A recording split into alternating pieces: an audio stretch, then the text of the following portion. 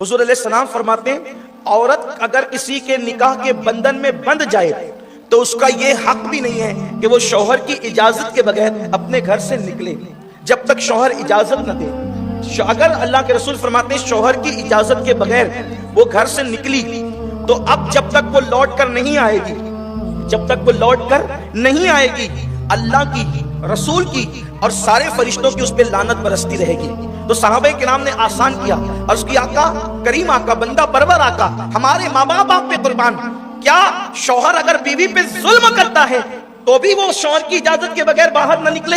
अल्लाह के रसूल फरमाते अगर जे शौहर जुल्म करे तो भी वो इजाजत के बगैर बाहर नहीं जा सकता। अल्लाह के रसूल अलैहि सलाम ने पाबंद किया।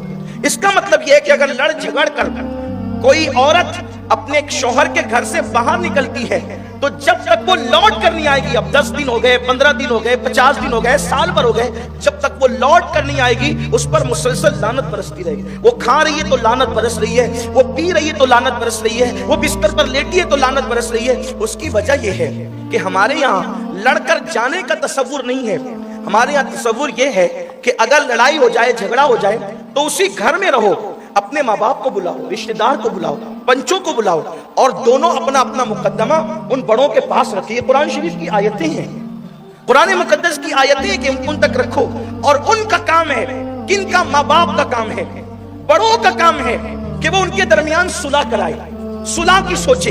ये नहीं कि बाप और माँ अपनी बेटी को मजीद पम भरे कि कोई बात नहीं तुझे यहाँ रहने की, हम तुझे पाल सकते हैं। पलती तो चूटियां भी हैं, पलते तो कुत्ते भी हैं, पलते तो इंसान के दरवाजे पे खड़े रहने वाली बकरियां भी है। बात रोटी कपड़ा मकान की नहीं है, बात इज्जत के साथ बेटी के जीने की है।